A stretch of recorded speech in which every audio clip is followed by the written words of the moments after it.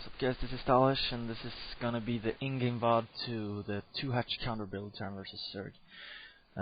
I made the build order VOD quite some while ago, so I thought it was about time to make the game VOD. Actually my computer almost crashes in the end of this VOD, so the whole VOD didn't get recorded, but the important stuff got recorded, and if you wanna know the ending of the VOD, I guess you just have to check the replay.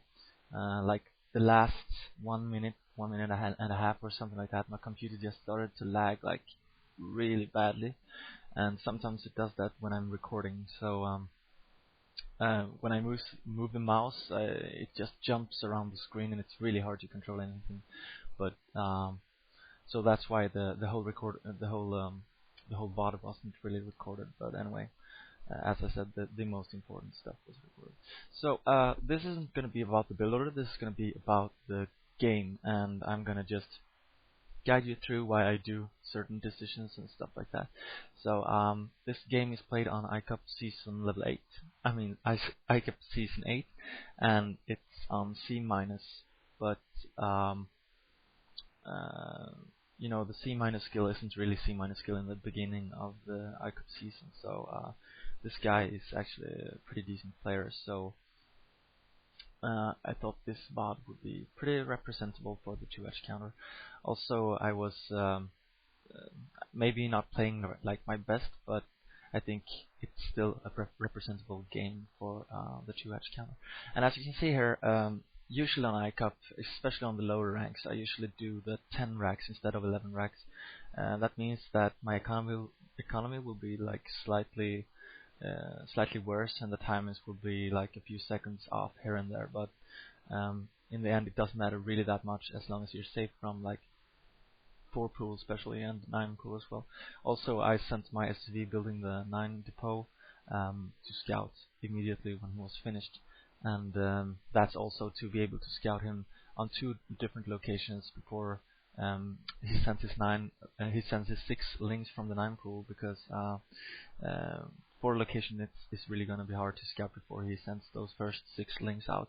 And usually on Python, where you have 1 location starting really close to you, for example here on the 12 o'clock, you have the 3 o'clock position where you can actually drag your SV when you have 8 of the 10 SVs and check for his overlord.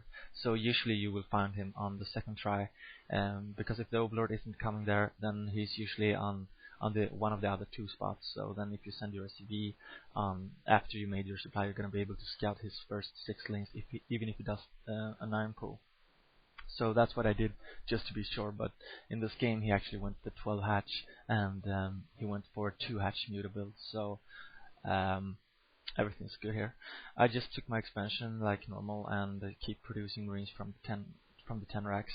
If I make 10 racks and keep producing marines, I will be safe actually from the first 6 and even 8 links, because if he does 12 hatch, the 8 links will arrive when I have 6 marines, and that will actually be enough to fend off the 8 Zerglings if you use the ramp to your advantage. Anyway, I start out this replay by doing the same build order as the 9-man push. I discussed it in the build order VOD of the 2-hatch tree that you actually start with the 9-man push build. Of course, then you have to adjust the 9-man push build, and the way you adjust it is basically that you just add a barrack after the eBay instead of a factory or anything like that. So that's exactly what I'm gonna do here.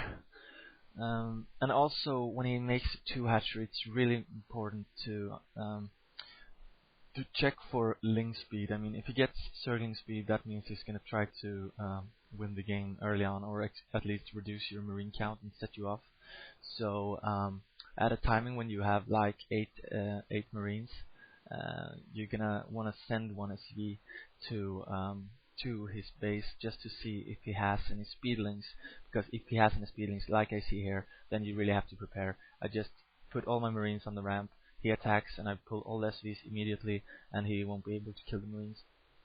So that's really good. And then I just micro a little bit here just to kill his links and take over the control over my expansion again. And that micro is actually it's actually pretty hard. There's no really easy way to explain how to micro, but just use your Marines and SCVs. Try to block his links with your SCVs and micro those Marines so no one dies actually, because when it's much better if everyone gets like red health than if one actually dies, because when your medic is gonna be out, they're all gonna be healed anyway. In this game, I actually forgot about Stim Pack for like, I don't know, 5 or 10 seconds or something like that. Or actually maybe even more, like 15 seconds, I don't know. And that was really bad because you really need to have Stim Pack when his first mutilisks are up. And this time I had Stim Pack like 5 seconds too late. If I met like a Guzu Korean or something like that, he would rape me then. So it's really important that you get that Stim Pack up as soon as possible. And as you can see here, as soon as the academy is finished, I add a ComSat, so I'm able to scan when the spire is finished, and that will give me exactly the time I need to make a turret. And as I said in the builder VOD, you make one turret at 3 different locations: one at the barrack, one at the main, one at the natural, and then just keep making one turret and one turret and one turret on those 3 locations. Because his first 6 initial mutilisks aren't going to be able to kill the first turret if you repair it with SVs, and also if you bring your Marines there. And as you can see here, my Stim Pack was a little bit late, so he got a few extra kills here. And usually I just keep one Marine in the bunker here, because that will show him that I have Marines in the bunker and he won't be able to attack that area. And still I have a lot of Marines to use at different locations, because he's going to try to disturb me and kill as much SVs as he can. So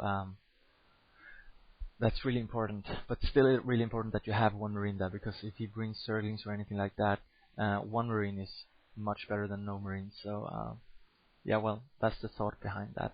And also, when I have the 3 barracks going here, I should have added another turret there at my barracks right now, because I have money for it, but I'm a bit off here. Actually, I haven't eaten for like, I don't know, 7 hours or something like that, so after this spot, I'm actually gonna order pizza and, well, drink some Diet Coke and have a good time. Raffle. Anyway,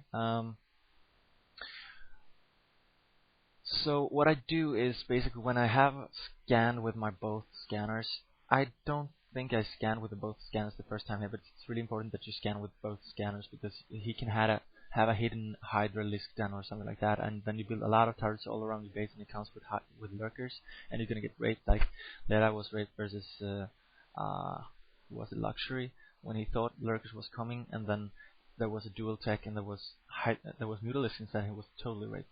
So be sure to scan both locations. But this time I actually scanned like at the perfect timing, so I saw all his eggs was used, and I saw the spire, and usually that is like 100% that he's doing actually some kind of mutalisk build. And also he told me now they're coming, so I figured, well, I'm pretty certain he's doing mutalisk. Anyway, during the game, once you get 50 energy with your concept, just keep scanning his main, because you want to know if he makes any more drones, if he makes a Hydra Den or anything like that. And as you can see, the first time I scanned him, I saw that he actually had a couple of extra drones in his natural and kept making mutilisks. So I kept making barracks and turrets. And also I know that he has economy enough to place an expansion at some point actually. But I'm not going to try to attack that expansion. I'm going to try to kill his natural instead. And soon here you're going to see that the VOD starts lagging or something like that. But I'm just going to tell you what happens. Well, basically, I decide to move out when I think I have enough Marines to not take more damage from his mutilisks, and actually punish him when he's doing the lurker switch tech, and then I just move to his natural and I try to kill him. And when I move out, I just start making some turrets at the barrack line, because I don't want him to get there with his mutilisks and snipe all my Marines. And also when I move out, I add some bunkers in my natural, because I know that he's going to try to backstab me unless he is trying to defend his main. So well, basically from here, as I saw his lurker den, I started to tech with the factory and stuff like that. If he didn't do any lurker den, then I would just kept on doing barracks and turrets, and then just gather this huge force of Marines and then just try to kill him. So I hope you enjoyed this, and I'm going to try to record a better VOD next time. Anyway, good luck, have fun. This is Stalish, and I'm going to make more VODs.